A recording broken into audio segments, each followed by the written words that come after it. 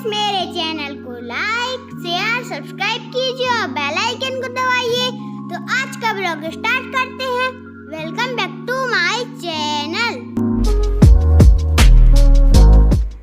Hello everyone, कैसे हैं आप सब। आई होप कि आप सब अच्छे होंगे, खुश होंगे। और मैं रेडी हो गई हूँ, फिर से जा रही हूँ अम्मा के यहाँ, क्योंकि आज है संतान सप्तमी का व्रत। और मैं अकेले अपने घर में पूजा नहीं करती हूँ, क्योंकि अकेले अच्छा नहीं लगता है। तो अम्मा के यहाँ चले जाती हूँ, ताकि वहाँ पे रमा, अम्मा, बड़ी भाभी और मैं 4-5 लोग हो जाते हैं, तो बस इकट्ठा कर लेते हैं। और मैं सामान रख रही हूँ, क्योंकि तीजा जिस दिन थी तो उस दिन कुछ टिफ़िन वगैरह आए थे, खाना आना आया था, तो वो रखे हुए थे। तो मैं ले जा रही हूँ कि जब मुझे जाना ही है तो मैं ले जाऊँगी, फिर मैं भूल जाती हूँ तो रखा रहता है। और जब कभी ज़रूरत पड़ती है तो याद आता है कि वो तो सब वहीं रखा है, तो इसलिए मैं सब रख रही हूँ।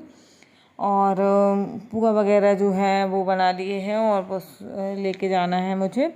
तो अभी तो मैं सिर्फ इतने बनाऊँगी कि पंडित जी के दान करने वाले बस बनाएंगे, फिर इसके बाद खाने के लिए तो बाद में बनाएंगे। और बाकी का जो है सामान जैसे पार्सल निकाल रही हूँ, ताकि वहाँ पे पैसे भी पंडित जी को चढ़ाने होते हैं, तो वो भी रख लूँगी। तो बस मैं यही कर रही हूँ, अपना सारा सामान इकट्ठा कर रही हूँ। और मालिन जो वो फूल और पत्ती बुलाती है ना, पुड़िया कहते हैं उसको हम लोग, तो वो भी रख ली है मैंने, क्योंकि वो मेरे यहाँ आ गई थी, तो वो भी ले जाऊंगी मैं। तो ये सारा सामान मैंने इकट्ठा कर लिया। और अब मैं सर्विस को फ़ोन लगा रही हूँ कि वो मुझे आके ले जाए। तो उसको फ़ोन लगा दूँगी तो वो ले जाएगा, क्योंकि धूप बहुत हो जाती है और पैदल काफ़ी दूर पड़ जाता है, ऐसे आधा किलोमीटर करीब हो जाता होगा। तो इसलिए वो लेके जाएगा और वही छोड़ के आएगा। तो ये देखिए हम लोग पहुँच गए हैं, और पूजा जो है अम्मा विस्तार रही हैं और रमा बैठी हुई है, तो कुछ अब रमा हेल्प कर रही है। तो ये हम रमा के घर पे पूजा कर रहे हैं। और यहाँ आ गए थे, तो बस अभी बड़ी भाभी नहीं आई हैं, तो अभी तो शुरुआत हो रही है पूजा की। तो ये हल्दी लगा रही है मुझे, और वो आएंगी बाद में। तो वो तो जब पूजा बिल्कुल वो होने ही लगी थी कथा, तभी आई थी वो। तो जब तक हम लोगों ने ये सब इंतज़ाम किया। और यहीं बिल्कुल जस्ट बगल में बड़े भैया का भी घर है, ये रमा का घर है, और एक बीच में बस रास्ता है एक, और रास्ते के उस तरफ दूसरा घर है बड़े भाई का।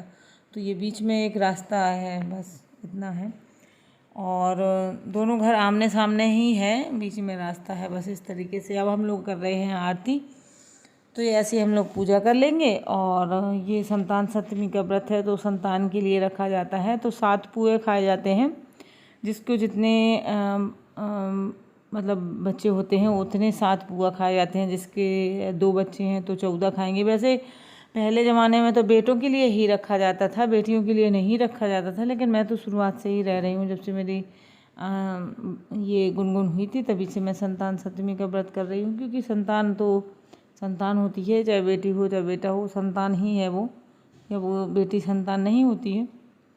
तो ये मैं शुरुआत से ही कर रही हूँ। लेकिन मैंने यहाँ देखा है कि जब लड़के होते हैं तभी ये वाला व्रत रखते हैं। तो ये सब सामान जो है, ये पुआ है, और 7 पुआ जो है, अब मैंने बताया कि जितनी संतान हो उतने 7 पुआ खा जाते हैं। अब जिसको 4 बच्चे हों तो वो ऐसे करके नहीं खा पाता है, तो छोटे छोटे से ऐसे बिंदी जैसे टिकियाँ लगा लेते हैं, तो हो जाता है गिनती। और ये मैं कुछ बातें कर रही थी, पंडित जी यहाँ, रमा बता रही थी कि पंडित जी यहाँ बगल वाले घर में कथा कर रहे हैं, तो उन्हीं को बुला लेते हैं। वैसे तो मुझे पढ़ना था कथा, और ज़्यादातर मैं ही पढ़ लेती हूँ, पंडित जी को देर हो जाती है। दुखी रहा करते थे, किंतु उसने संतान सप्तमी का व्रत किया, जिसके प्रताप से उसे संतान सुख प्राप्त हुआ। यह सुनकर देवकी ने मुनि से कहा, हे मुनिवर, कृपा करके चंद्रमुखी का संपूर्ण वृत्तांत व इस व्रत का सविस्तार मुझे बताइए, जिससे मैं भी इस दुख से छुटकारा पाऊं। लोगों से कहा, हे देवकी, अयोध्या के राजा नहुष थे, उनकी पत्नी चंद्रमुखी अत्यंत सुंदर थी। उसी नगर में विष्णुगुप्त नामक एक ब्राह्मण रहता था, उसकी स्त्री का नाम भद्रमुखी था, वह भी अत्यंत रूपवान स्त्री थी। रानी व ब्राह्मणी में अत्यंत प्रेम था। एक दिन वे दोनों सरयू नदी में स्नान करने गईं।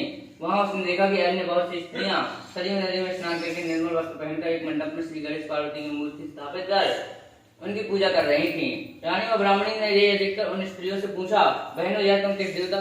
तो इन पंडित जी को देख के आ रही थी हंसी, क्योंकि ये पंडित जी कम और बच्चे ज़्यादा लग रहे थे। और ऐसे में मतलब अच्छा नहीं लगता है, मतलब ऐसे इनका। अब ये बच्चे क्या हैं, पंडित जी के नाती हैं, पंडित जी ख़त्म हो गए हैं, तो छोटे छोटे से हैं, जैसे मेरे भतीजे हैं वैसे ये हैं।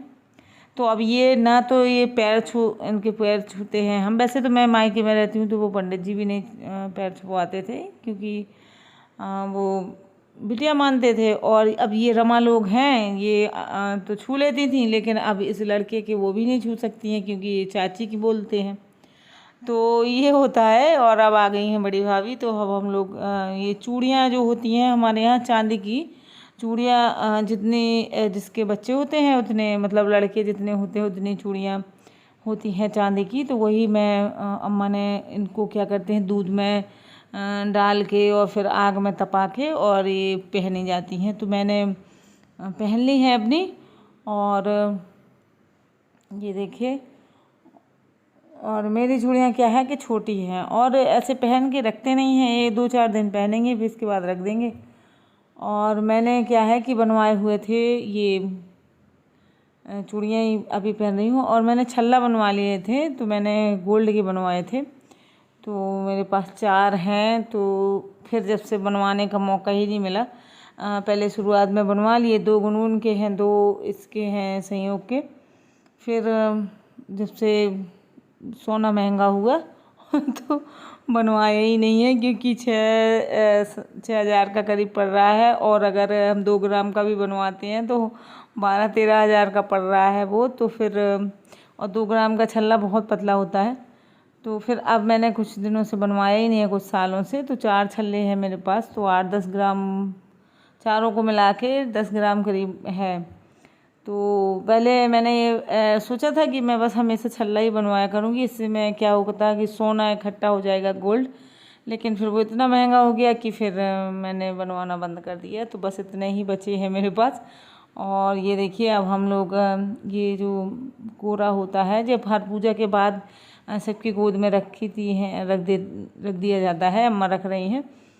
तो इस तरीके से हम लोगों ने कर दी थी पूजा। और अभी हम लोगों ने पुआ खाने वाले बनाए नहीं थे, तो अम्मा ने केला मतलब फल रख दिया था सबकी गोदी में, और इस तरीके से हम लोगों ने कर ली थी पूजा। और ये अभी टाइम होगा 11:30-12 बज गए होंगे, और अभी मुझे घर जाना है। और घर में मैं सब्जी बस बना के आ गई थी। बच्चों को 1:30-2 बजे तक आना है, तो मैंने सोचा पूजा करके वापस आ जाऊँगी, फिर इसके बाद सेंक दूँगी इन लोगों को पूड़ी, क्योंकि अब सब्जी बना के रख दी थी। और अब मैं पुआ खाऊंगी, तो ये बच्चे तो संयोग तो खाए लेगा, लेकिन गुनगुन नहीं खाएगी, तो उसके लिए पूड़ी बनेगी। तो पूड़ी सब्जी इन लोगों के लिए बना दूंगी, और इसके बाद हम लोग बस आ जाएंगे। और मैं पता नहीं क्या दिखा रही थी, मैं दिखा रही थी दूब, इतनी लंबी, मतलब दूर्बा होती है ना, वो पूजा में दूर्बा चढ़ाई जाती है, तो मैंने चारा जैसा दे के गई थी वो, तो मैं वही दिखा रही थी कि देखिए इतनी बड़ी दूर्बा है। तो बस सबकी गोदी में रख देंगे और फिर हो जाएगी पूजा ख़त्म। और अब बस महालक्ष्मी आएंगी, इसके बाद संतान सप्तमी हो गई और मैराई छठ भी हो गई। तो आज ही मैराई छठ भी है और संतान सप्तमी भी है, तो दोनों त्यौहार एक ही उसमें हो गए हैं तिथि में। तो बस आज हम इसके बाद देखिए मैं यहाँ से जाके फिर शाम को जाऊँगी, क्योंकि हमारे यहाँ मोहल्ले में शादी हुई थी, तो उनके यहाँ मोराई छठ का भी बुला हुआ था, तो फिर हम लोग वहाँ जाएंगे। तो मेहर सिराने कहते हैं हम लोग, मंडप वगैरह जो भी शादी का होता है वो आज विसर्जित कर दिया जाता है पानी में। तो बस वही उसके लिए जाएंगे। तो वो वीडियो भी मैंने बनाया था, तो आप लोगों के साथ वो भी शेयर करूँगी।